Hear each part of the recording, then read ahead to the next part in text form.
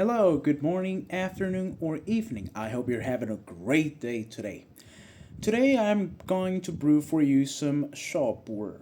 Pu'er is one of the many types of hei cha or dark teas that can be found in China.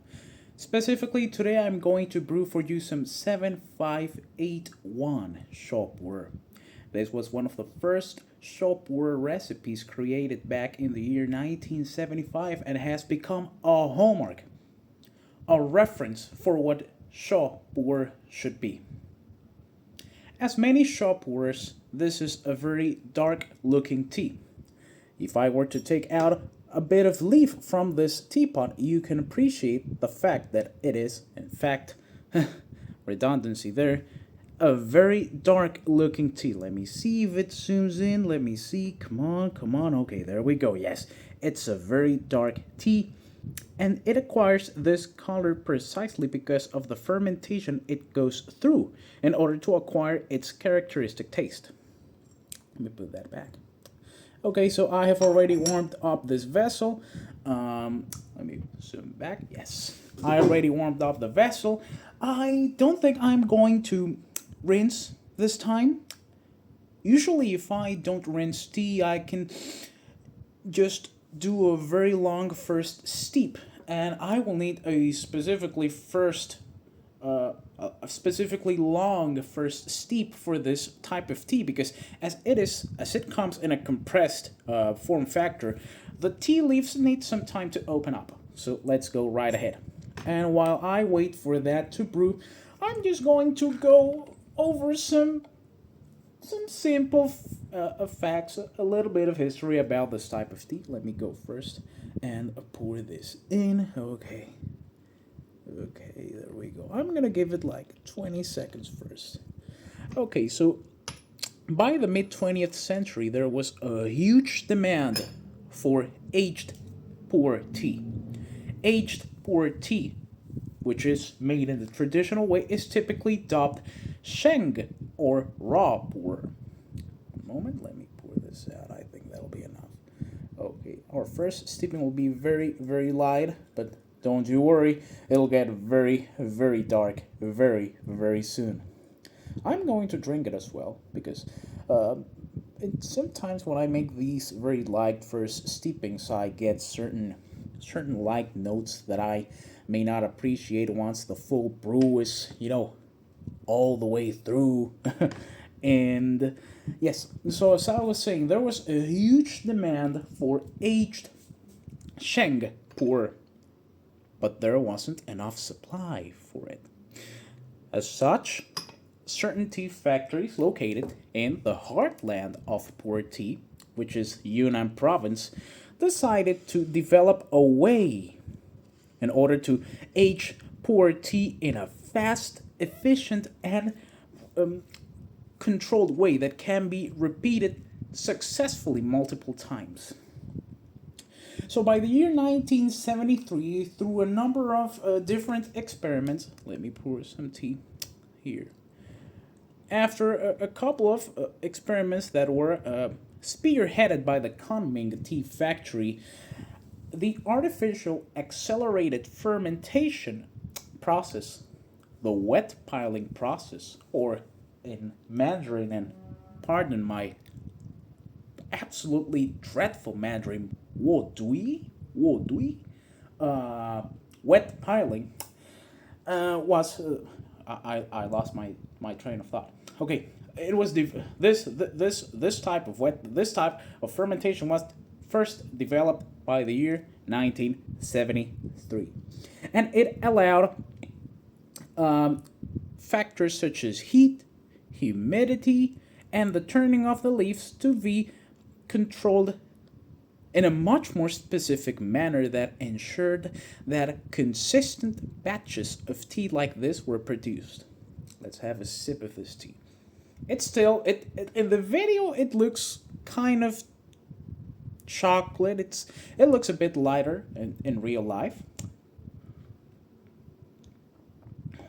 Yes, it's a great type of tea. So some of the basic characteristics of shop were, and wait, hold Okay, so some of the basic characteristics of what makes shop pu'er is are earthy notes.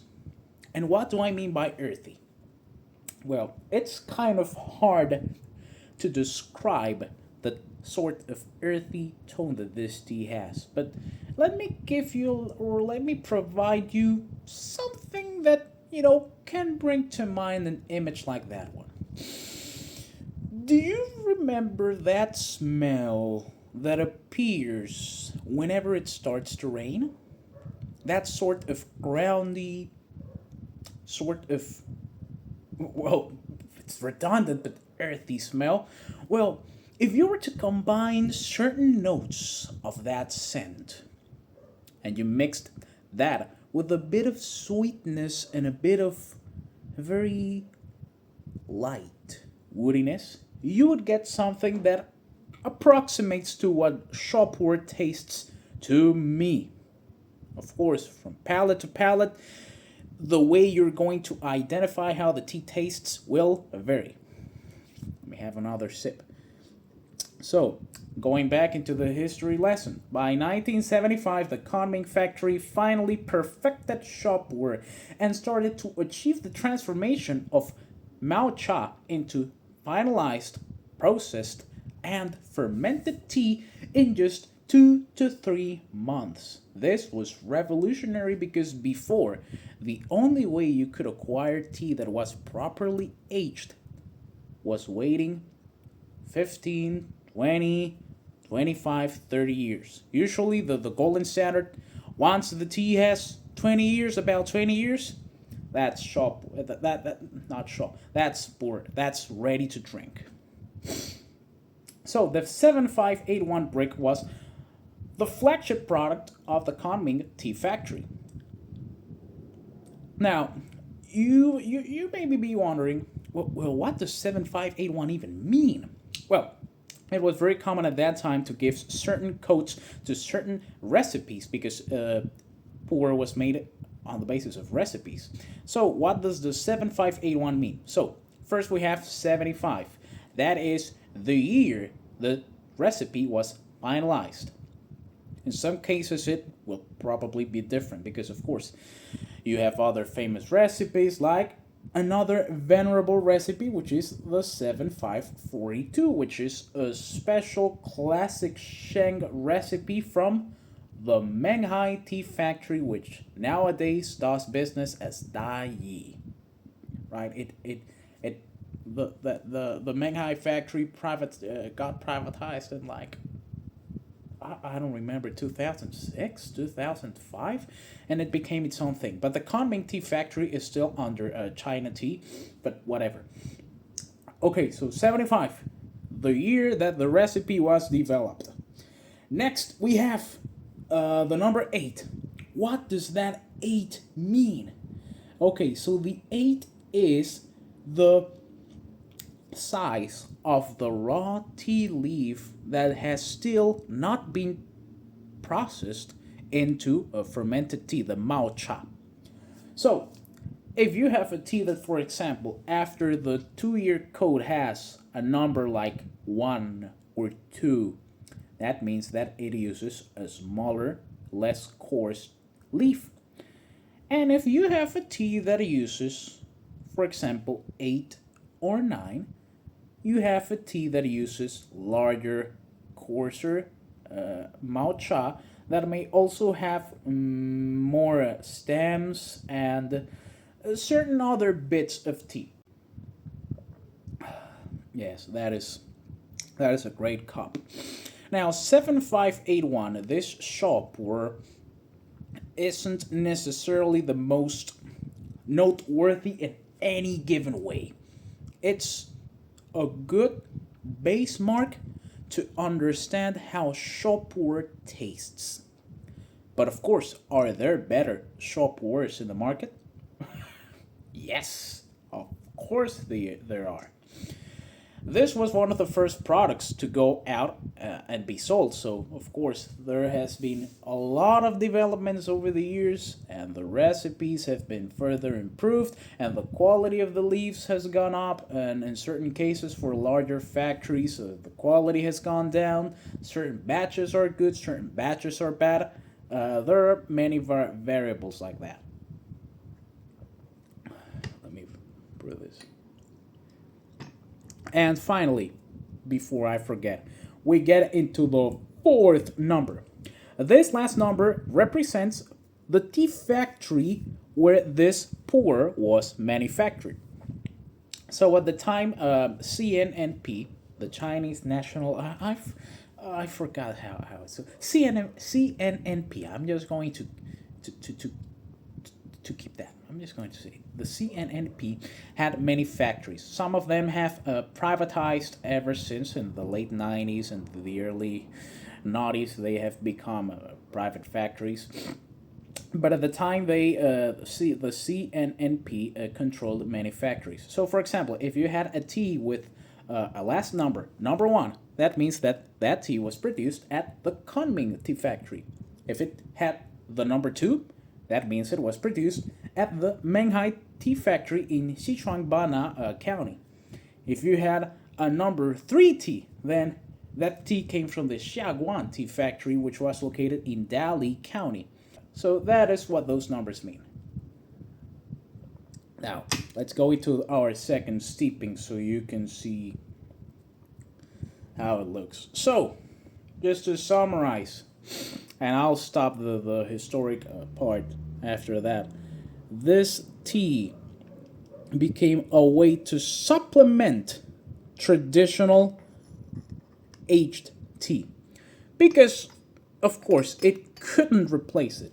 It just couldn't. Because even though it tried to simulate a specific type of aged tea, which was that of those of that raw pu'er that was stored in Hong Kong, for example, in Hong Kong basement storage, it didn't quite match it in taste because, of course, it couldn't. You can try to simulate the aging of a tea that has been stored for 30 years under high humidity under high humidity, but of course you won't be able to match it. So shop pu'er has taken a life on itself, and many people don't see it nowadays as a way to acquire very aged tea cheaply because it does not taste like aged Sheng pu'er. It just does not. It's its own thing now. So you can see darker liquid, and let's give it a bit of a try. But yes, this is overall a good tea. It's a classic, a staple, as I said.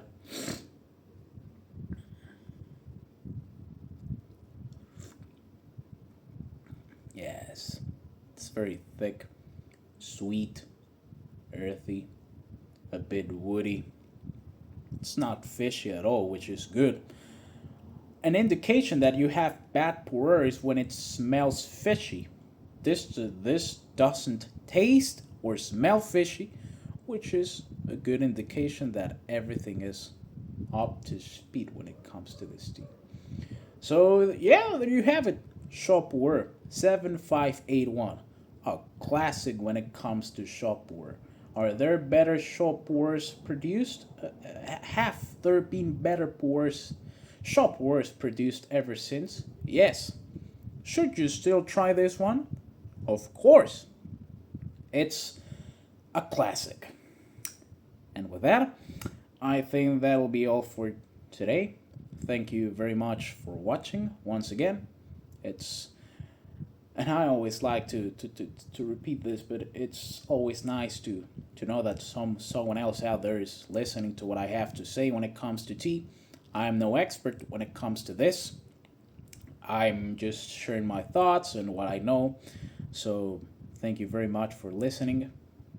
And as always, I hope you have a great day, great night, great evening, and see you next time. Let's see what I bring to the table next time. Let's see if there is anything exciting next time. Okay, so that'll be it for now. See you. Bye bye.